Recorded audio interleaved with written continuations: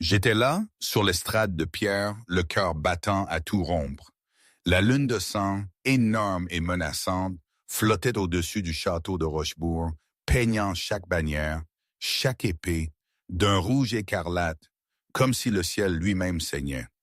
La foule grouillait en contrebas, un océan de visages tendus, avides de savoir quelle histoire allait s'écrire ce soir-là. Serait-ce celle d'un roi que le destin aurait couronné, ou celle d'un royaume arraché des griffes d'un loup affamé?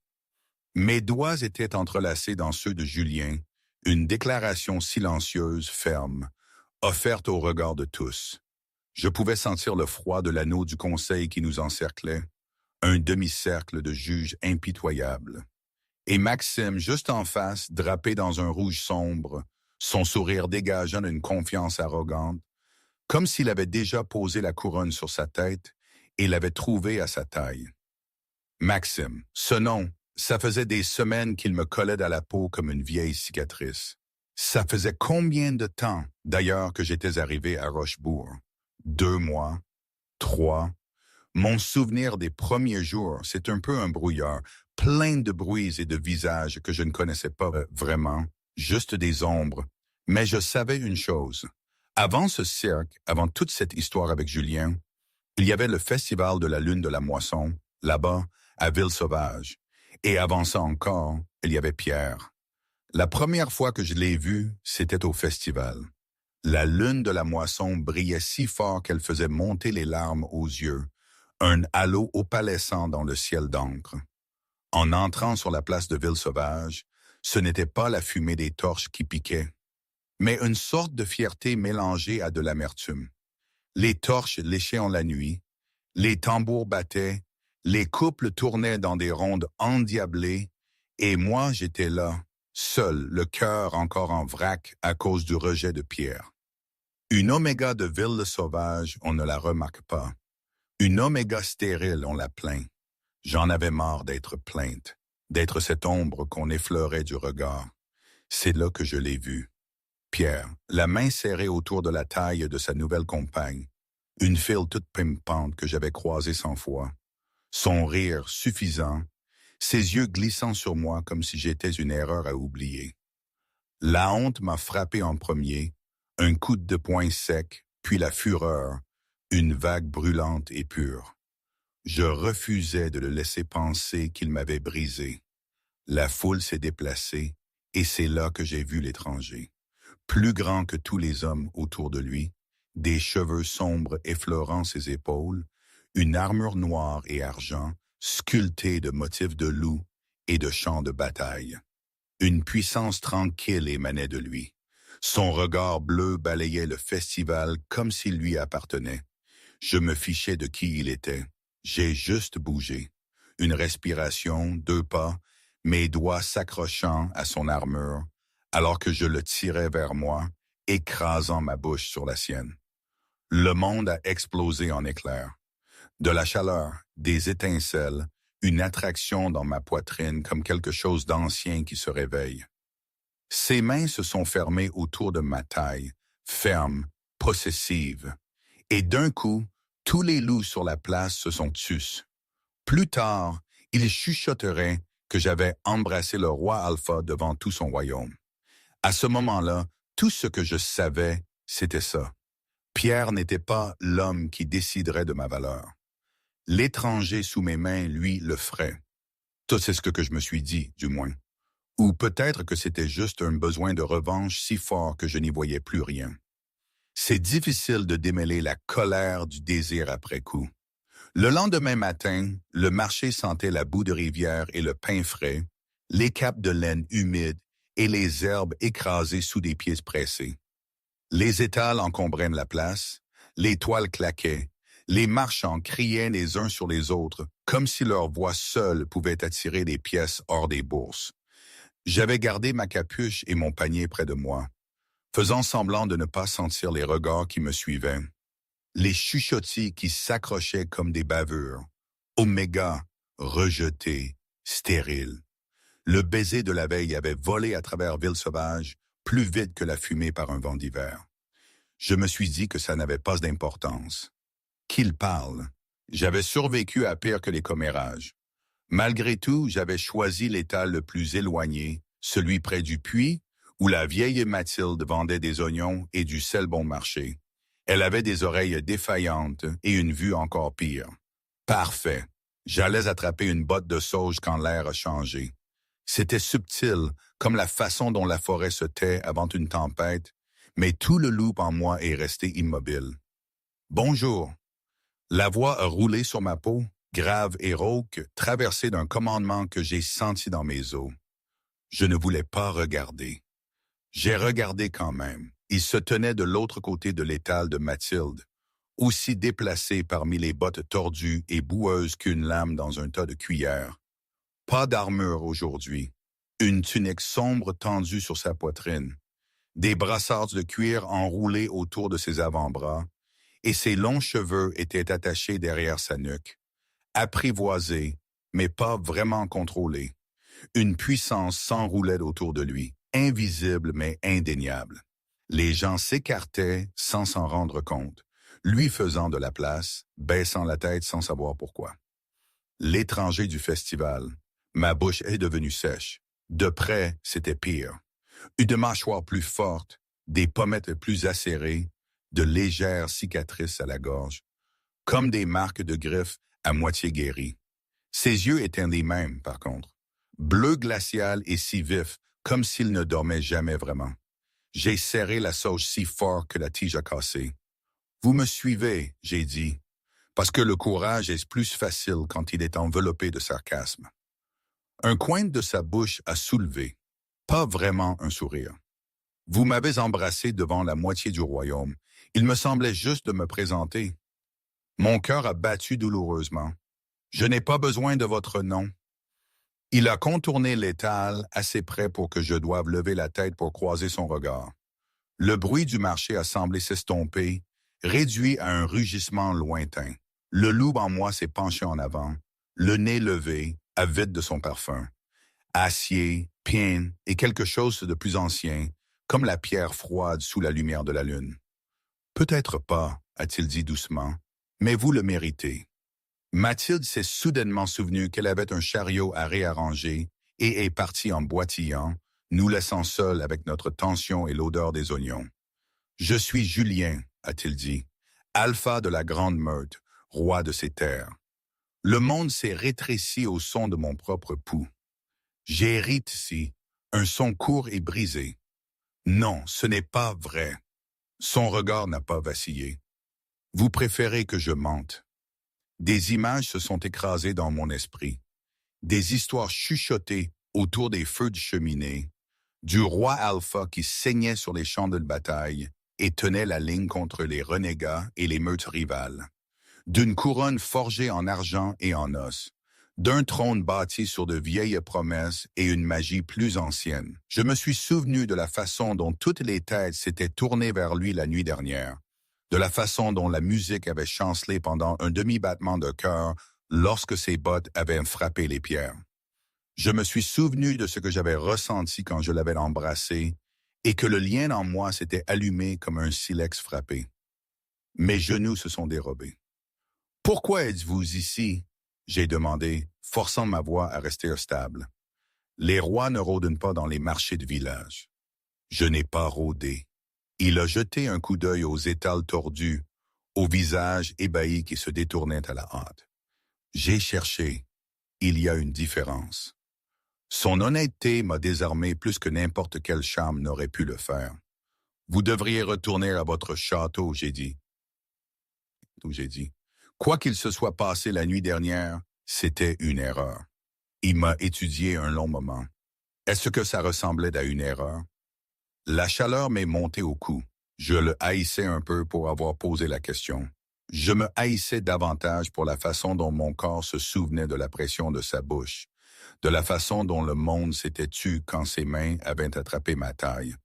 J'ai dégluti. C'était nécessaire, j'ai dit. Il y a une différence. Nécessaire pourquoi? J'ai passé mon panier à l'autre bras, l'osier mordant ma paume. Appelons ça une petite vengeance. Ses yeux ont glissé au-delà de moi vers le centre du marché. Avant de me tourner, Je savais ce qu'il voyait.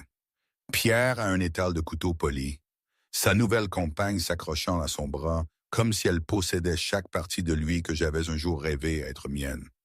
Le regard de Pierre a accroché Julien, a glissé vers moi et s'est plissé. La compréhension a parcouru le visage de Julien lente et certaine. « Je vois », a-t-il murmuré. « Bien, j'ai dit. Alors vous pouvez partir. » Non. Le mot était simple, définitif. Chaque loup à portée de voix s'est raidi, la tête baissée. Mes propres instincts me hurlaient de baisser les yeux, de lui offrir ma gorge.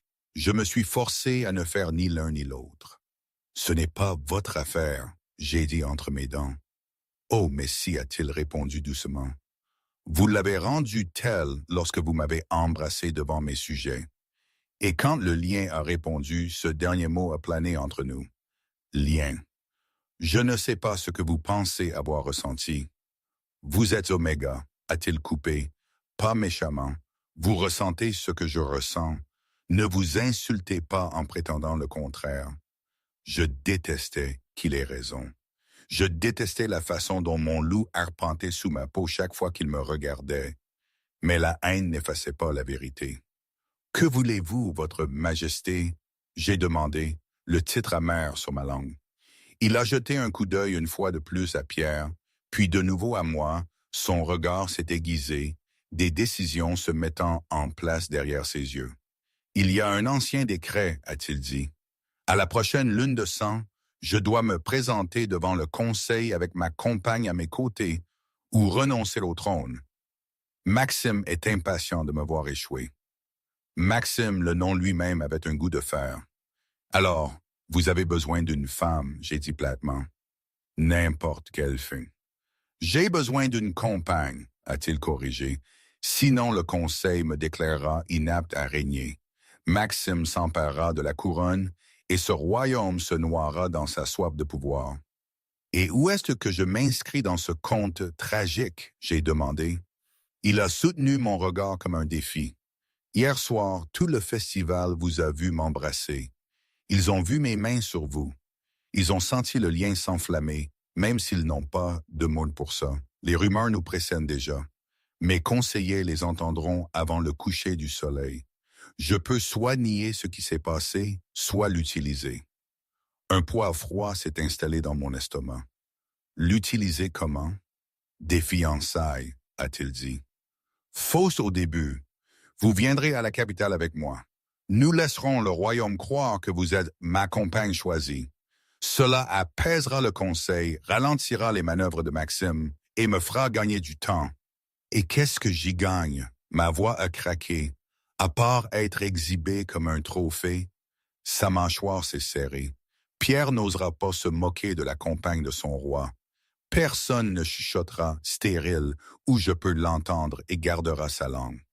Vous aurez protection, argent et le temps de décider ce que vous voulez de votre avenir. Vous ne serez pas piégé. Si avant la lune de sang, vous choisissez de partir, je vous laisserai aller et en supporterai les conséquences moi-même. L'offre brillait comme un couteau pour faire taire Pierre, pour me hisser au-dessus des regards de pitié, pour respirer un moment sans me demander comment je survivrais seul à l'hiver. Mais faire semblant, entrer dans l'histoire d'un roi qui avait besoin d'une campagne quand mon cœur était déjà fendu et saignant, le risque avait un goût de cendre. « Je déteste les mensonges », j'ai dit doucement. « Je ne jouerai pas la reine docile pour votre conseil. Je ne sourirai pas et ne ferai pas de révérence pendant qu'il pèse mon utérus et ma lignée comme du grain. » Son expression s'est adoucie, les bords de sa puissance se repliant un instant. « Bien, je n'ai aucune utilité pour une reine docile et je ne permettrai à personne de vous mesurer comme du bétail reproducteur. Pas tant que vous serez à mes côtés. » J'ai regardé au-delà de lui vers Pierre. Il regardait toujours, la confusion en guerre avec l'inquiétude. Pour la première fois depuis qu'il m'avait rejeté, quelque chose qui ressemblait à de la peur a vacillé dans ses yeux. Mon cœur a battu une fois, lourd et décisif. « Des limites », j'ai dit. « Si j'accepte, il y aura des règles. Vous ne me touchez pas à moins que je le dise. Vous ne faites pas de promesses que vous ne pouvez pas tenir. Et quand votre décret sera satisfait, si je décide que cette vie n'est pas la mienne, vous me laissez partir la tête haute et le nom propre. Julien a hoché la tête sans hésitation. C'est fait. Vous acceptez trop facilement. J'ai dit, c'est parce que je ne mens pas. Son regard n'a pas oscillé. Venez avec moi, Marie, que le monde pense que j'ai trouvé ma compagne, que Pierre voit ce qu'il a jeté, et que Maxime apprenne que je ne suis pas aussi acculé qu'il le croit. Le loup en moi pressait contre mes côtes, aspirant vers lui. J'avais toutes les raisons de dire non. Chaque cicatrice de mon cœur me hurlait de courir. Au lieu de cela, je me suis entendu murmurer. D'accord. Ses épaules se sont détendues d'une fraction, comme si un poids qu'il avait porté seul pendant des années s'était déplacé. Alors faites vos bagages, a-t-il dit. Nous partons au crépuscule. Alors qu'il se détournait, le marché s'est ouvert devant lui comme le blé devant une faux. Pierre nous regardait, pâle et secoué. Pour la première fois depuis qu'il avait brisé notre lien, ma poitrine ne me semblait pas vide. Ça pourrait me détruire, j'ai pensé. Mais pour une fois, la destruction serait de mon choix. Ce soir-là, seul dans la chambre qu'il m'avait donnée à Rochebourg, je suis resté éveillé, fixant les poutres sculptées au-dessus. Le château bourdonnait doucement autour de moi. Des pas lointains, le murmure du vent à travers les meurtrières, le battement de cœur d'un lieu ancien. Quelque part dans le labyrinthe de chambres et de couloirs, le roi Alpha dormait ou faisait semblant. J'ai pressé ma paume sur ma poitrine, sentant le léger tiraillement du lien en réponse. Le royaume nous avait vus ensemble aujourd'hui, et les ondes se propageaient déjà. J'étais toujours une oméga de ville sauvage.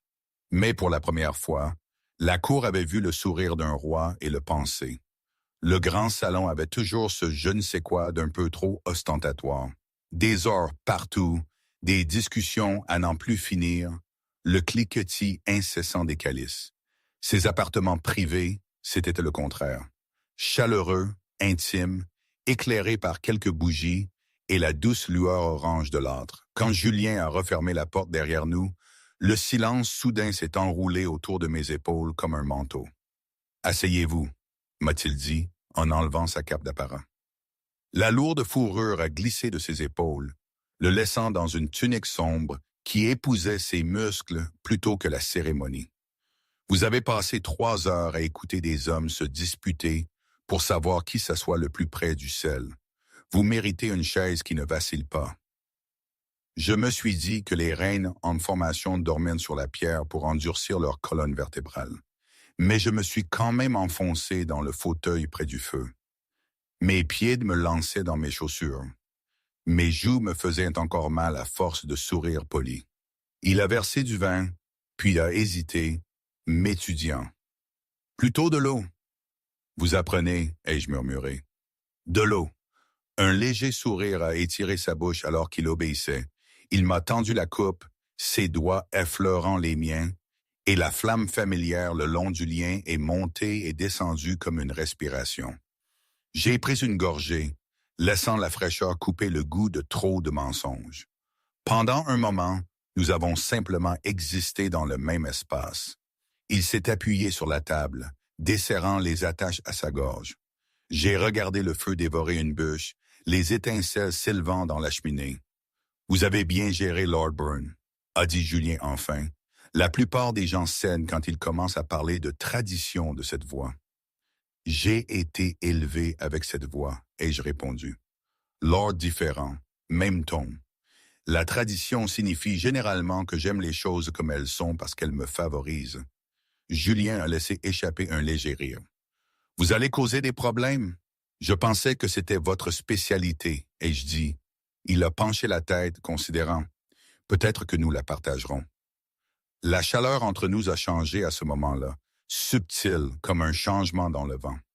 J'ai pris conscience de sa proximité avec ma chaise, de la façon dont la lumière du feu peignait sa mâchoire et l'ombre douce des attaches desserrées à sa gorge révélant un triangle de peau que je n'avais absolument aucune raison de fixer.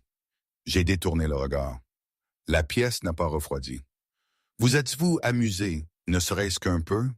a-t-il demandé, en référence au banquet. « S'amuser est un mot fort, ai-je dit. Je ne suis pas morte, cela me semble être une victoire. Vous avez fait plus que survivre. » Il s'est éloigné de la table et a traversé jusqu'à l'âtre, posant un avant-bras sur la cheminée. Quand Maxime a sous-entendu qu'une Oméga ne pouvait pas comprendre les affaires d'État, vous lui avez demandé combien de fois il s'était réellement rendu à la frontière. Il était si impatient de débattre. Je pensais que ses yeux allaient tomber. Je n'ai fait que poser une question, ai-je dit, mais mes lèvres se sont contractées. « Vous avez posé la bonne question, » a répondu Julien. Ça l'a fait taire plus efficacement que tout ce que j'aurais pu dire. « Attention, » l'ai-je averti légèrement. « Si vous me faites trop de compliments, je pourrais commencer à penser que j'ai ma place ici. » Il est resté très immobile. Le feu a crépité, remplissant l'espace entre nous. « Vous l'avez, » a-t-il dit doucement. Les mots ont atterri dans ma poitrine comme une pierre dans l'eau, lourd, puis ondulant vers l'extérieur. Pendant un battement de cœur, j'ai oublié comment respirer. J'ai masqué le moment par une gorgée d'eau qui n'a rien fait pour me calmer. « Vous êtes partial, ai-je réussi à dire. « Enfin, » a-t-il murmuré, « quelque chose dont je suis content d'être accusé. » Le silence est retombé, mais ce n'était pas le genre confortable auquel nous nous étions habitués. Il était aiguisé, brillant, bourdonnant sous ma peau. Je le sentais me regarder même quand je refusais de lever les yeux des flammes. « Marie », a-t-il dit. La façon dont il a prononcé mon nom, grave, presque prudente, a attiré mes yeux malgré moi. Il s'était rapproché. Je ne l'avais pas entendu traverser la pièce, mais il était là, debout juste devant ma chaise, le feu derrière lui, projetant de la lumière autour de lui comme un halo fait de braise.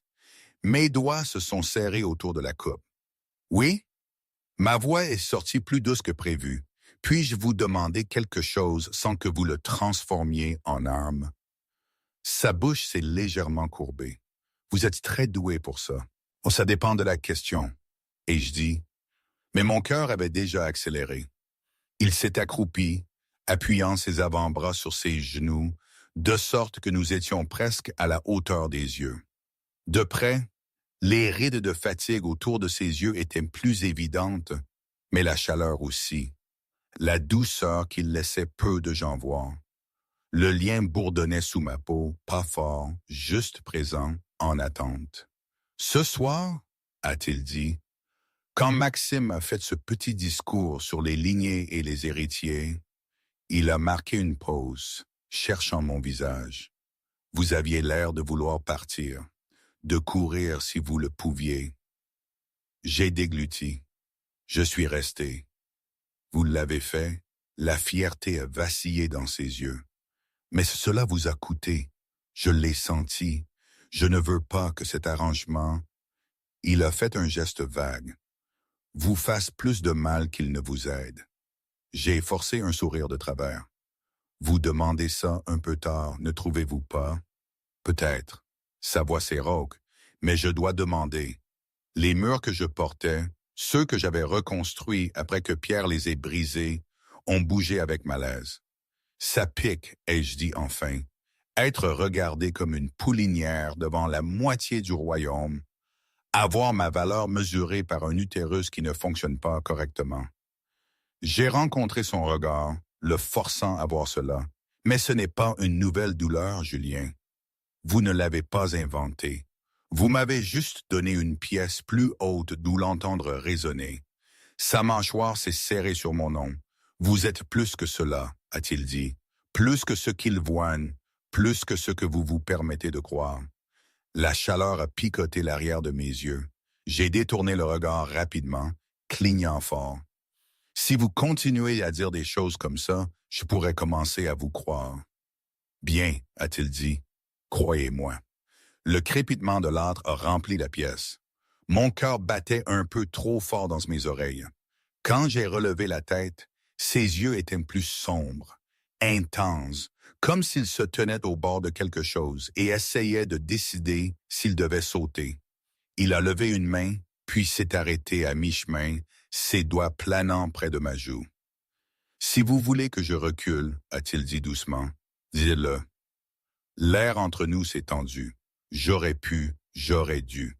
L'arrangement, le décret, le risque. Toutes les raisons de garder nos distances s'alignaient dans ma tête comme des soldats. Mais je me suis souvenu de sa confession dans le jardin, de la façon dont sa voix s'était brisée sur le mot seul. Je me suis souvenu de mon propre aveu, arraché de moi comme un pansement, admettant à quel point je m'étais senti petite et inutile depuis Pierre.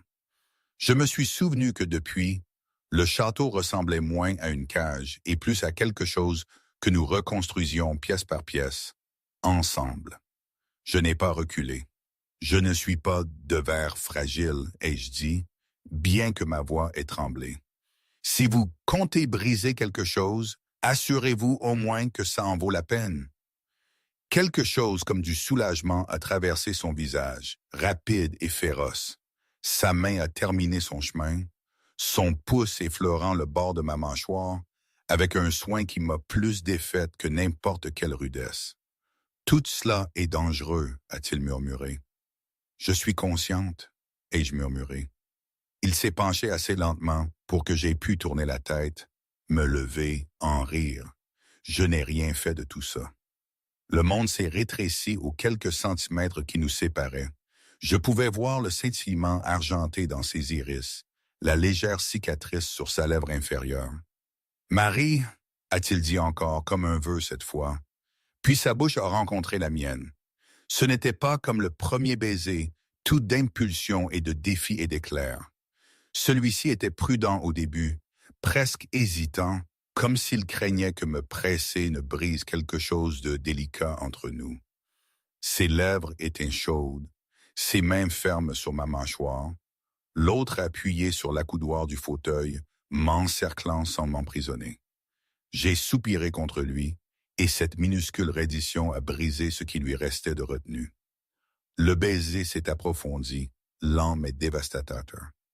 Le lien de compagnon a surgi, un rugissement grave et montant dans mon sang. La chaleur s'est déployée du centre de ma poitrine, roulant à travers mes membres et mes os, comme si une partie ancienne de moi avait attendu cette pression exacte, ce goût exact, pour s'éveiller pleinement. Mes mains ont bougé d'elles-mêmes, s'agrippant à sa tunique, le tirant plus près. Il est venu volontiers, un genou au sol maintenant, les épaules courbées comme s'il s'agenouillerait à mes pieds sans honte si je le demandais. Ça, cette voix intérieure sauvage chuchotait, c'est ce que ça devait être.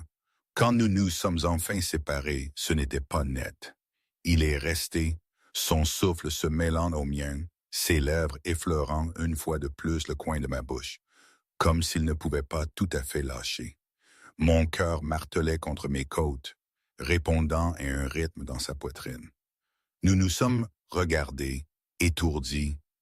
Ça, a-t-il dit d'une voix rauque, n'était pas l'arrangement. Non, j'ai acquiescé, mon doigt encore entortillé dans sa chemise. Ce n'était jamais vraiment le cas. Et pour la première fois, nous avons cessé de mentir à la cour, à nous-mêmes, aux liens qui brûlaient doucement sous notre peau. Ah, le château, une prison dorée parfois, un refuge à d'autres moments. Je me souviens des nuits où je ne pouvais pas dormir, le silence lourd des pierres me pesait sur l'âme. Je me demandais si j'avais eu tort de venir. Si tout ce que je faisais n'était pas qu'une mascarade, un mensonge qui allait finir par me déchirer encore plus. Je pensais à ma mère, à ces petites fleurs sauvages dans des pots ébréchés. Elle disait toujours, « Ce qui pousse dans la pierre a des racines plus profondes. » Mais est-ce que ça valait pour les cœurs brisés, pour les promesses à moitié dites? Je n'en savais rien.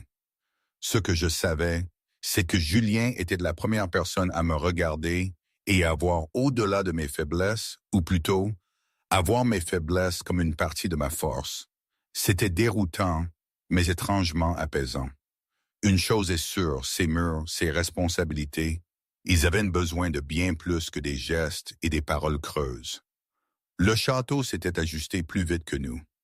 Les serviteurs mettaient 2 tasses sur son bureau sans qu'on le leur demande. Les gardes inclinaient la tête devant moi comme ils le faisaient devant les alphas de rang, par habitude plutôt que par obligation. Dans les cuisines, j'ai entendu un scullion dire « Le roi mange plus quand elle est là », comme si c'était la mesure la plus naturelle de mon importance. Certains soirs, je me retrouvais devant sa porte sans aucun souvenir du chemin.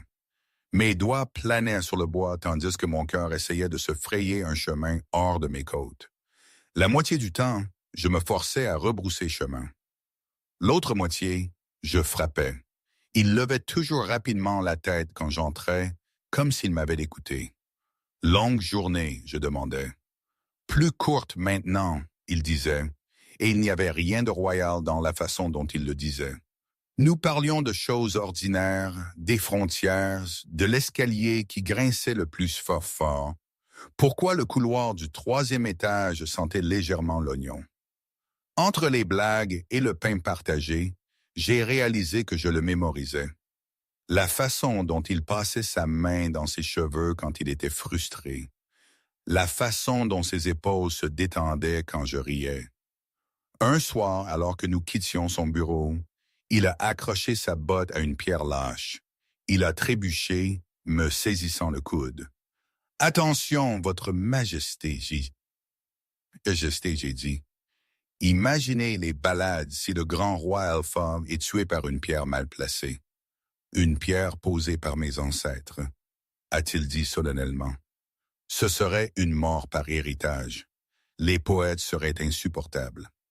J'ai grogné. Sa surprise a duré un battement de cœur. Puis il a ri avec moi, un son riche et décomplexé.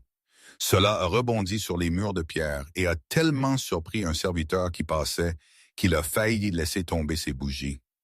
Le lien a ronronné après cela, plus proche de la surface, comme s'il l'avait entendu et approuvé.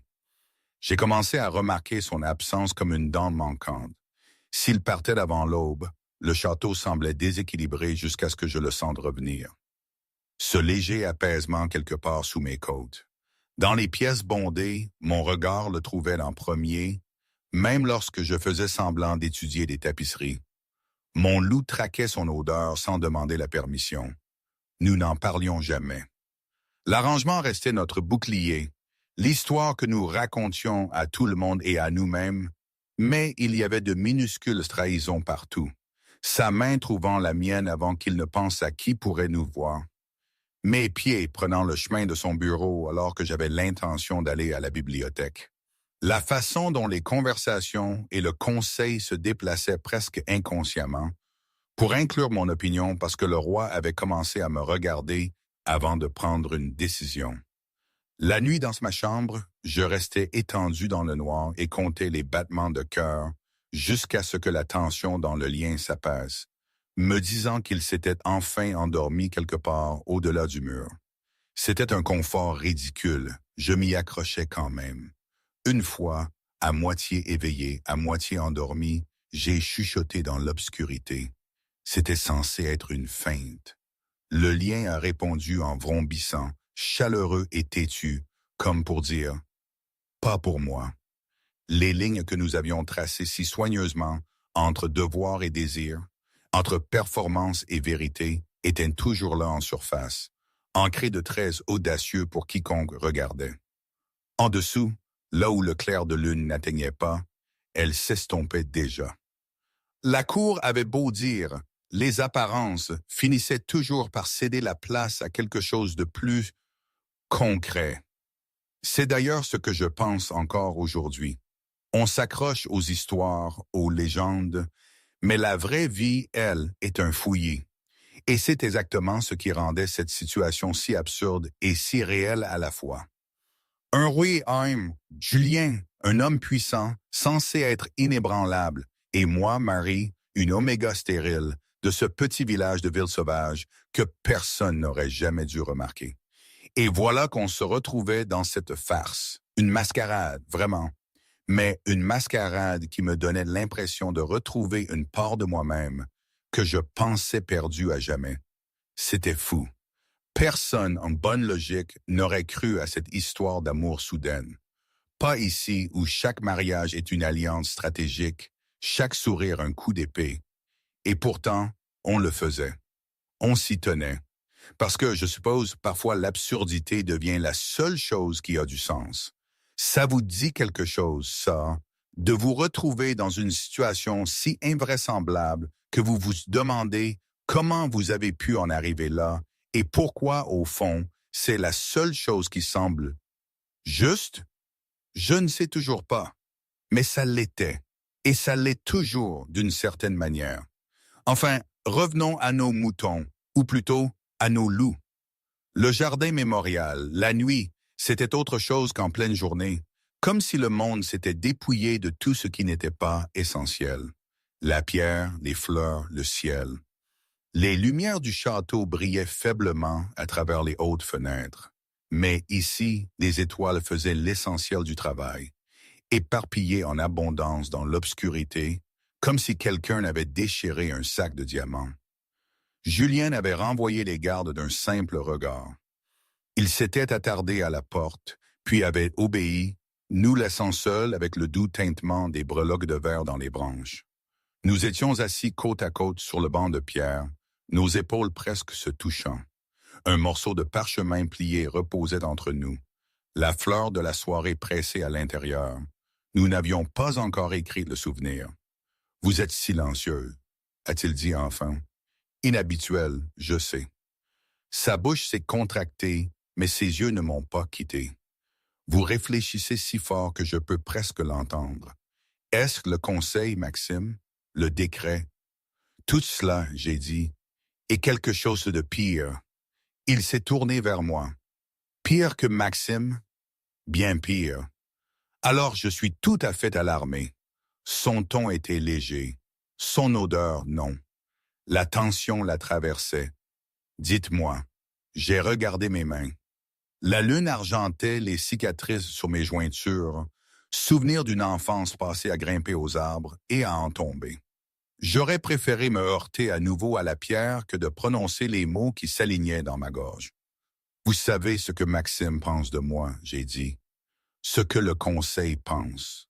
Une oméga sans utérus fonctionnel est une tragédie au mieux, une faiblesse au pire. Il l'habille de mots plus genrés, mais c'est le sens. La mâchoire de Julien s'est serrée. Ce sont des idiots. Peut-être, j'ai pris une inspiration qui a râpé mes côtes, mais les idiots peuvent quand même avoir raison sur des choses laides. Il a commencé à protester. J'ai levé une main, ayant besoin de finir avant que mon courage ne s'éparpille. Quand Pierre a rejeté notre lien, j'ai dit, « Ça a fait mal, mais pas seulement parce que je l'ai perdu. Ça a fait mal parce que ça a confirmé toutes les peurs silencieuses que je portais depuis que la guérisseuse avait parlé clairement. Que j'étais moins, que mon avenir s'était réduit à la taille d'une petite pièce. Pas de compagnon, pas de petit, juste moi. À regarder d'autres femmes porter la vie que je ne pouvais pas. Ma gorge s'est serrée. Je me suis dit que je me suffirais à moi-même, que je construirais une vie seule, même si elle était plus petite que ce que j'avais imaginé. Le jardin est devenu flou. J'ai cligné des yeux forts, refusant de laisser les larmes couler sans retenue. Puis vous êtes arrivé à un festival, j'ai continué. Et le lien s'est réveillé comme s'il vous attendait. Un roi alpha, le seul loup de ce royaume qui ne peut pas se permettre de mal choisir. J'ai ri une fois, grave et amer. La lune a un sens de l'humour cruel. La voix de Julien est sortie rauque. Vous pensez qu'elle a fait une erreur? Je pense qu'elle vous a donné le mauvais côté du marché, j'ai murmuré. Votre royaume s'attend à des héritiers. Votre conseil s'attend à une reine dont le ventre prouvera votre force. Au lieu de cela, vous m'avez eu, brisé, vide. Mes doigts se sont recroquevillés dans ma jupe. Et j'ai peur, Julien. Peur qu'un jour vous vous réveilliez et réalisiez que vous ne pouvez pas vous permettre ce que vous coûte le fait de m'aimer. Que le devoir l'emportera et que je vous regarderai marcher vers quelqu'un qui peut vous donner ce que je ne peux pas. Les mots ont plané entre nous, bruts et tremblants. Les breloques dans l'arbre ont tinté doucement, comme un applaudissement lointain pour avoir enfin dit ce qui pourrissait en moi. Pendant un long moment, il n'a pas parlé. Le silence s'est étiré. J'ai failli me lever, le cœur battant, prêt à fuir le jardin, le château, le lien, tout pour échapper à la réponse qui se formait sur sa langue. Puis il a dit très doucement, « Regardez-moi. » Je l'ai fait parce que désobéir à cette voix semblait impossible.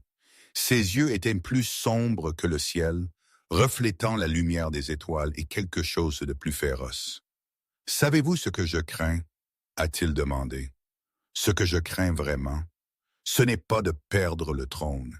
Ce n'est pas de saigner sur un champ oublié. J'y suis préparé depuis que je peux soulever une épée. » Il s'est rapproché, son genou effleurant le mien. « Ma peur, a-t-il dit, c'est que je ne sois rien de plus que du métal et une couronne pour les gens qui prétendent me vouloir. Qu'en dehors du trône, je devienne un homme plus petit, moins intéressant, moins désirable, moins digne d'être combattu. J'ai eu des femmes qui m'ont regardé et ont vu un titre, une légende, une histoire dans laquelle elles voulaient entrer. Peu regardent assez longtemps pour voir l'homme qui ne peut pas dormir. Le fils qui a échoué aux attentes impossibles de son père. Le loup qui se lasse d'être invincible. Il a souri alors, un sourire mince et de travers. La première fois que vous m'avez vu, vous ne connaissiez pas mon nom. Vous avez vu un étranger et l'avez utilisé comme une arme pour blesser quelqu'un qui vous avait blessé. Ce n'est pas flatteur, ai-je marmonné. C'est honnête, a-t-il dit. Vous avez pris ce dont vous aviez besoin. Quand vous avez appris qui j'étais, vous n'avez pas soudainement commencé à vous incliner et à faire des courbettes. Vous avez discuté, vous avez foudroyé du regard. Vous m'avez dit que j'avais tort, vous n'avez pas été impressionné par ma couronne. Son regard s'est adouci. Vous avez été impressionné quand j'ai défendu vos villageois. La chaleur est montée dans ma poitrine, douloureuse et vive. Vous pensez que vous êtes moins parce que vous ne pouvez pas porter d'enfant. Il a continué. Je pense que je suis moins parce que je suis rarement désiré en dehors de ce que je peux offrir. Pouvoir, sécurité, un nom. Nous nous trompons tous les deux, Marie. Le lien ne nous mesure pas de cette façon. Jamais. Je ne sais pas ignorer la réalité à cause d'un sentiment. J'ai dit, les sentiments n'empêchent pas le conseil de chuchoter, ni Maxime de rôder, ni les lois d'exiger des erreurs. Non, il a acquiescé, mais les sentiments décident de ce avec quoi je peux vivre. Il a tendu la main prenant la mienne assez lentement pour que j'aie pu la retirer. Je ne l'ai pas fait. Écoutez-moi, le lien de compagnon ne fait pas d'erreur. Il ne tient pas compte de la politique ou de la commodité. Il ne se soucie pas de ce que Maxime pense ou de ce que le conseil marmonne ou de ce qu'un roi mort a inscrit dans la loi pour apaiser sa propre insécurité. Il se soucie de ce que mon loup sait dans ses os. Il a serré mes doigts, et il sait que vous êtes sienne. Les larmes ont finalement coulé, des traces chaudes sur mes joues, même si cela vous coûte votre trône. Si le trône exige que je me sépare de la seule personne qui me voit, alors le trône ne vaut pas la peine d'être gardé, a-t-il dit simplement. Je peux construire une vie sans couronne, je ne peux pas en construire une sans mon âme. Et ne vous y trompez pas, Marie, c'est ce que vous êtes pour moi. Je l'ai regardé, mon cœur battant si fort que ça faisait mal. Vous avez besoin des héritiers. J'aimerais des enfants, a-t-il dit. Je n'en ai pas besoin plus que je n'ai besoin de vous, et le monde est plus vaste que le sang. Un léger sourire a effleuré ses lèvres. Il y a des petits sans-parents, des cousins dont les lignées pourraient être renforcées, des traités qui pourraient être scellés par l'adoption au lieu du mariage. Ma mère disait toujours, « La famille est choisie aussi souvent qu'elle naît. » Je suis enclin à la croire. Le nœud dans ma poitrine s'est desserré, pas d'un coup, mais suffisamment pour que je puisse respirer sans que ça râpe. Vous renonceriez à tout, ai-je chuchoté, pour une compagne que le monde appelle brisée. Je ne vous vois pas comme brisée, a-t-il dit. Je vous vois comme une femme qui a survécu à ce qu'on lui a dit qu'elle n'était qu'une seule chose. Vous n'êtes pas vide, Marie. Vous débordez d'entêtement, de courage, de ce genre de loyauté qui terrifie les hommes qui ne l'ont jamais mérité. Il a porté nos mains jointes à ses lèvres, pressant un baiser sur mes jointures. Et si les dieux ont décidé d'entrelacer mon âme avec la vôtre, je suis enclin à faire plus confiance à leur jugement qu'à mes conseillers. Les étoiles sont redevenues floues. Cette fois, je les ai laissées faire. Un sanglot m'a échappé, moitié rire, moitié blessure qui s'ouvrait. J'ai tellement peur, ai-je admis, d'espérer, de vouloir trop.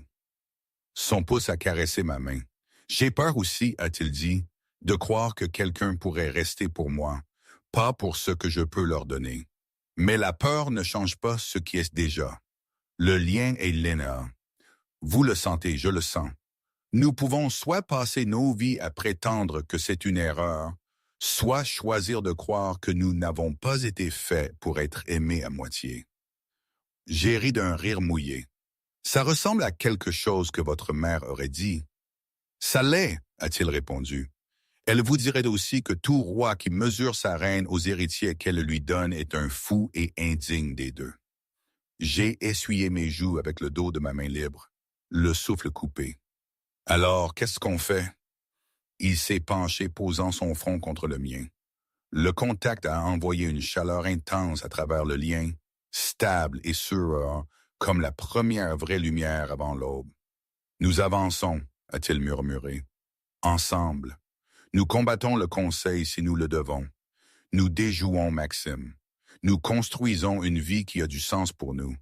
Pas pour des hommes qui n'ont jamais saigné pour rien d'autre que leur fierté. Et quand vous douterez de votre valeur, je vous le rappellerai jusqu'à ce que vous en ayez assez de l'entendre. Un sourire hésitant a tiré ma bouche. Vous supposez que je vous laisserai faire. Il a laissé échapper un rire silencieux, le son effleurant mes lèvres.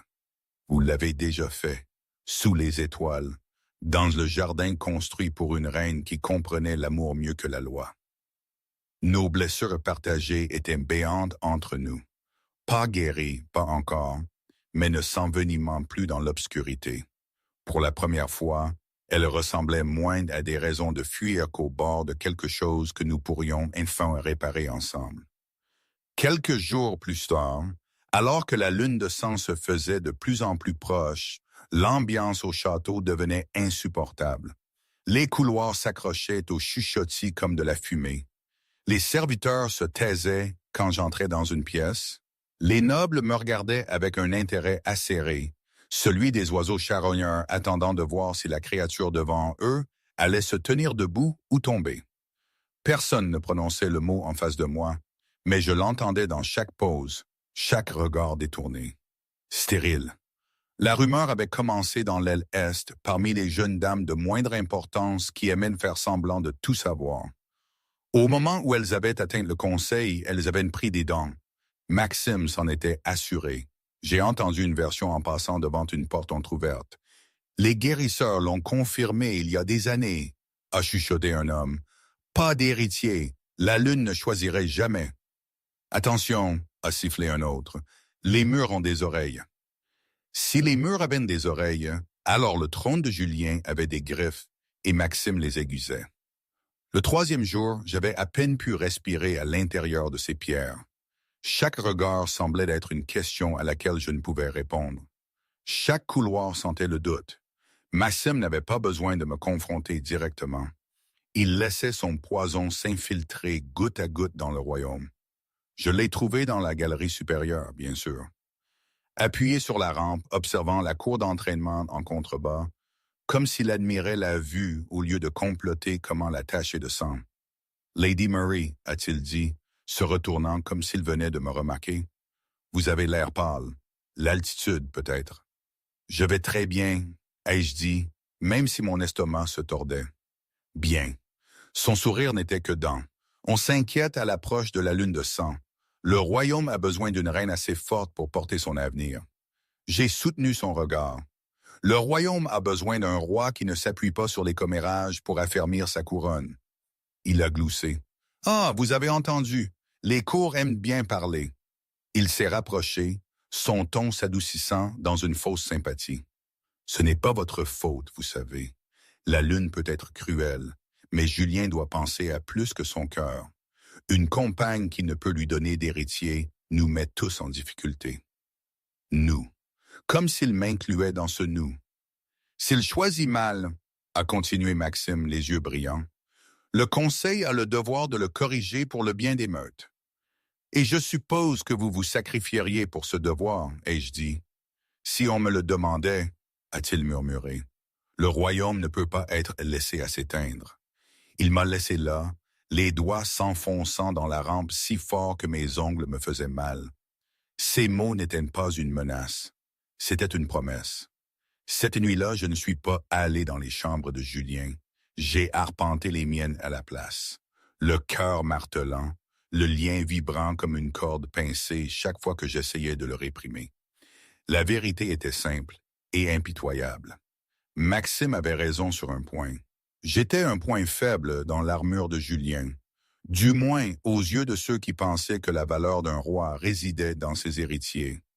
S'il m'utilisait pour arracher la couronne de sa tête, je ne me le pardonnerais jamais. Alors, j'ai décidé de faire le seul choix qui me semblait m'appartenir. Je partirais. J'ai attendu les premières lueurs de l'aube qui rampaient sur le sol, froides et fines. Le château était silencieux. Le jour n'était pas encore paré de bruit. J'ai fait mes bagages rapidement. Des robes simples, une cape usée, le petit paquet de pages de fleurs pressées que Julien et moi avions fait ensemble. Mes mains tremblaient autour d'elle. À la porte, le lien tirait fort comme un muscle en crampe.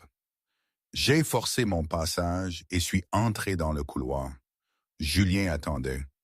Il se tenait juste au-delà du seuil, les cheveux déliés, les yeux sombres d'une émotion qui n'était pas tout à fait de la colère et pas tout à fait de la douleur. Il semblait être là depuis un moment. Je me demandais combien de temps ça vous prendrait, a-t-il dit doucement. Ma gorge s'est serrée. Bougez, ai-je murmuré. S'il vous plaît. Non, son regard est tombé sur le paquet dans ma main. Vous emportez nos souvenirs avec vous. Je l'ai serré plus fort. Si je reste, ils m'utiliseront pour vous arracher votre couronne. Maxime aiguise déjà les couteaux. Si le conseil conteste votre aptitude à cause de moi, à cause de nous, a-t-il corrigé, ils peuvent l'habiller comme ils veulent, mais ce qu'ils craignent, c'est que j'ai à choisir avec mon cœur au lieu de leur grand livre de comptes. Exactement, ai-je dit. Si je pars maintenant, ils n'ont pas d'armes. Vous pouvez prétendre que le lien était une erreur ou un moment de folie ou... Marie, sa voix a transpercé ma panique montante. Regardez-moi. J'ai forcé mes yeux à se lever. La douleur était toujours là, mais elle était enveloppée de quelque chose de plus féroce. De la résolution, peut-être même du soulagement. Vous pensez que partir vous sauve, a-t-il dit. Non, cela ne fait que leur donner raison. Que la peur gouverne encore mes décisions, que je me soucie plus d'une chaise et d'un petit cercle que de la seule personne qui ait jamais fait, que cet endroit ressemble à plus que de la pierre. Vous avez besoin de ce trône, ai-je argumenté. Votre peuple, mon peuple, a besoin d'un chef qui sait à quoi ressemble l'amour, a-t-il dit, pas un autre loup qui sacrifie tout ce qu'il a d'humain pour garder un métal froid. J'ai déjà vécu cette vie, Marie. Je ne passerai pas le reste de ma vie seul sur un siège plus élevé. Il s'est rapproché. J'ai reculé de 2 pas avant que mon dos ne heurte le mur. Vous m'avez changé, a-t-il continué, la voix basse comme s'il confessait un crime. Vous êtes entré dans ma vie et avez refusé d'être impressionné par les parties de moi que tout le monde adore. Vous m'avez défié. Vous m'avez fait voir les villageois derrière les rapports, la fille effrayée derrière le mot oméga, l'homme derrière ma propre couronne. Sa main s'est levée, s'est levée, planant près de ma joue, mais ne touchant pas. Avant vous, le devoir était la seule langue que je connaissais. Puis vous m'avez embrassé sur une place de festival, et j'ai réalisé que je mourais de faim. Julien, non. Ses yeux brûlaient les miens. Écoutez, si je vous laisse partir pour leur faciliter la tâche de me garder sur ce trône, je passerai le reste de ma vie à me demander si j'ai trahi la seule chose honnête que la Lune m'ait jamais donnée. Je préférerais perdre mon royaume que de vous perdre et de découvrir que je ne suis que l'ombre de mon père après tout. Le lien battait entre nous, chaud et stable, comme s'il acquiesçait. Les larmes ont brouillé ma vision. Je ne veux pas que vous perdiez tout à cause de moi. Alors restez, a-t-il dit. Tenez-vous à mes côtés quand ils convoqueront le conseil. Qu'ils voient que je ne suis pas un garçon qui joue à l'amour, mais un homme qui a choisi sa compagne et ne sera pas ébranlé. S'il me dépouille de ma couronne pour cela, qu'il en soit ainsi. Je construirai quelque chose de nouveau avec les mains qui ont un jour tenu un sceptre. Ce n'est pas si facile, ai-je murmuré. C'est exactement aussi difficile que cela, a-t-il répondu. Mais la facilité ne nous a jamais été promise. Le silence s'est fait pressant. Ma poitrine me faisait mal tant je voulais le croire, tant je le croyais déjà. Julien, ai-je dit, la voix tremblante, s'ils prennent votre trône, si tout s'effondre à cause de ça, je dois vous dire que je n'ai jamais voulu défaire votre vie. J'ai seulement voulu survivre à la mienne. Son expression s'est adoucie, la férocité de son regard se pliant en quelque chose de tendre. Vous n'avez pas défait ma vie, a-t-il dit. Vous l'avez révélée et je suis enfin prêt à voir ce qu'elle pourrait être sans les chaînes déguisées en devoir. Les mots ont déchiré quelque chose en moi. Toute la peur, toute la distance prudente, toutes les nuits que j'avais passées éveillées, traçant sa silhouette dans mon esprit et mordant sur l'aveu logé derrière mes dents. Je t'aime, ai-je lâché. Le couloir a semblé expirer. J'ai essayé de ne pas. Je me suis précipité, la marée désormais imparable. C'était censé être un arrangement, et puis un lien que nous pouvions ignorer. Et puis vous riez dans vos chambres, et saignez en conseil, et plantiez des fleurs avec moi dans un jardin que personne d'autre ne voit. Et moi, ma voix s'est brisée. Je suis tombée complètement, stupidement, désespérément amoureuse. Et ça me terrifie. Une douzaine d'émotions ont traversé son visage en succession rapide. Choc, soulagement, quelque chose comme de l'émerveillement. Puis il a levé les mains à mon visage, ses pouces attrapant les larmes dont je n'avais pas réalisé qu'elles coulaient.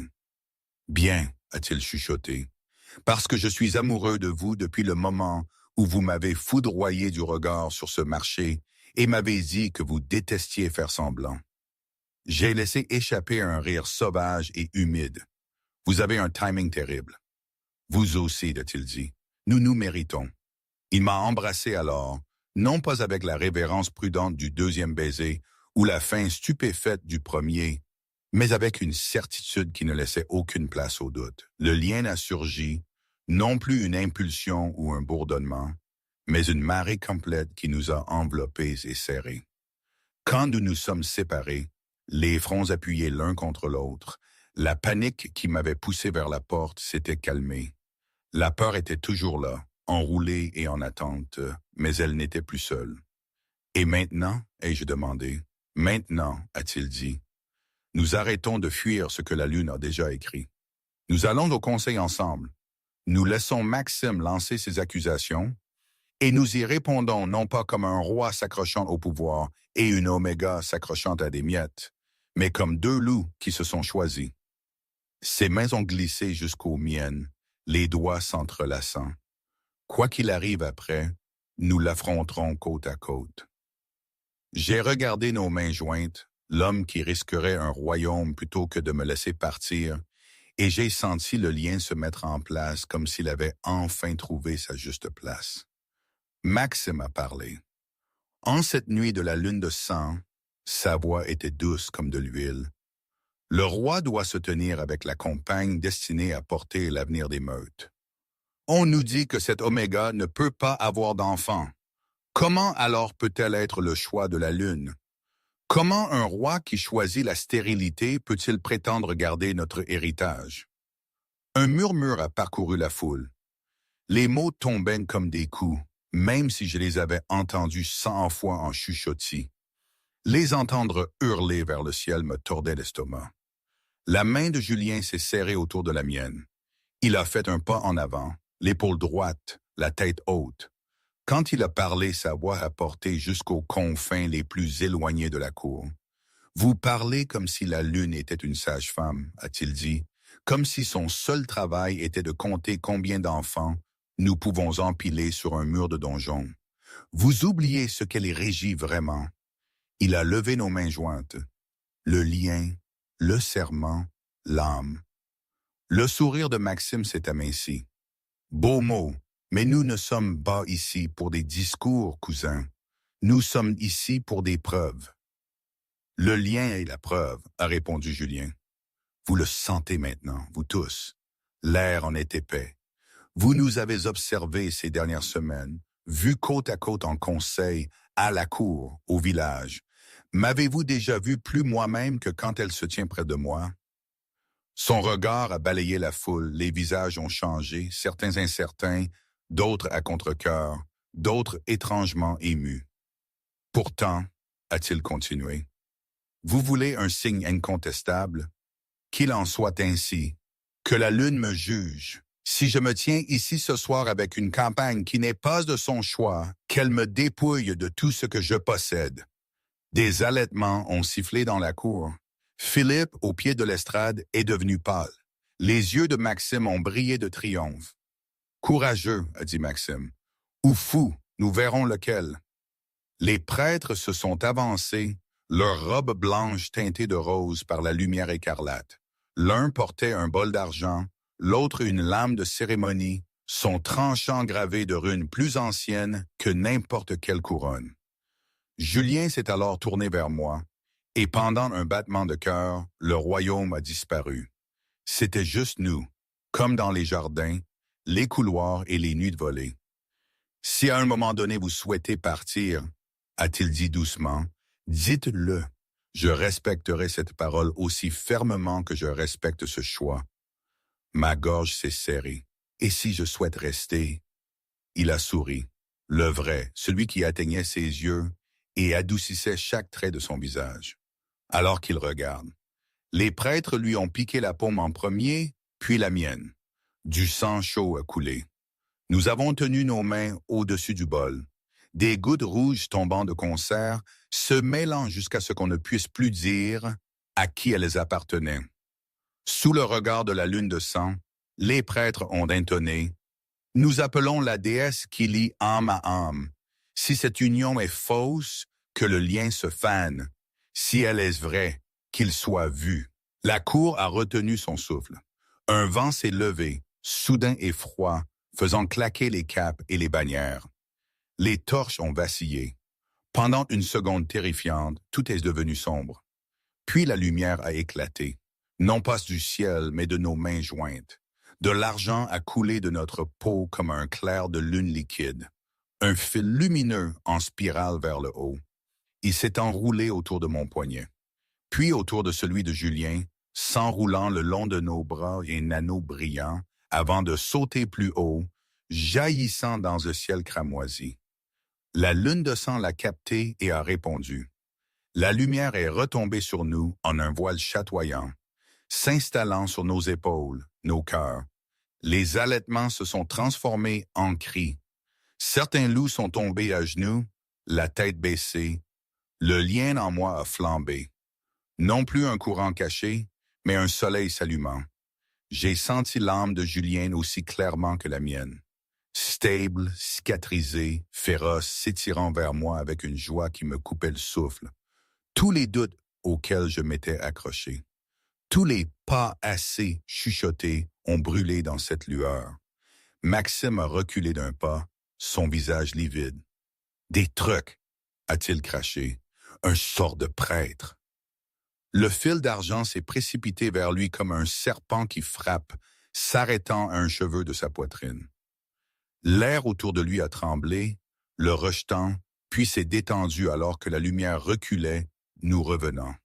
Le message était clair. « La lune a parlé », a dit l'un des conseillers aînés d'une voix rauque. « Elle les a marqués. » Julien s'est tourné, toujours auréolé d'un léger argent, et a fait face à Maxime. Ma compagne, a-t-il dit, sa voix résonnant avec plus que de l'autorité maintenant, choisie par la déesse que vous prétendez servir. Souhaitez-vous toujours contester? La mâchoire de Maxime s'est contractée. Il a regardé des traces lumineuses sur ma peau au visage autour de lui, des loups dont les yeux contenaient maintenant quelque chose comme de la crainte. Il a senti le changement de vent. Lentement, il s'est incliné. Pas devant moi. Devant Julien, oui, mais aussi devant le lien qu'aucun d'eux ne pouvait nier. Pour l'instant, a-t-il dit entre des dents serrées, je cède. Il a reculé dans la foule. La menace n'a pas disparu, mais elle s'est estompée, repoussée aux marges de l'histoire que la lune venait d'écrire en lumière. Julien s'est de nouveau tourné vers moi. La lueur argentée s'est estompée, s'enfonçant sous sa peau, mais je pouvais toujours la sentir bourdonner, un battement de cœur partagé. Devant tous, a-t-il dit doucement, je le dirai clairement, Marie de Villesauvage, vous êtes ma compagne, non pas par décret, non pas par arrangement, mais par destin. Mes yeux piquaient.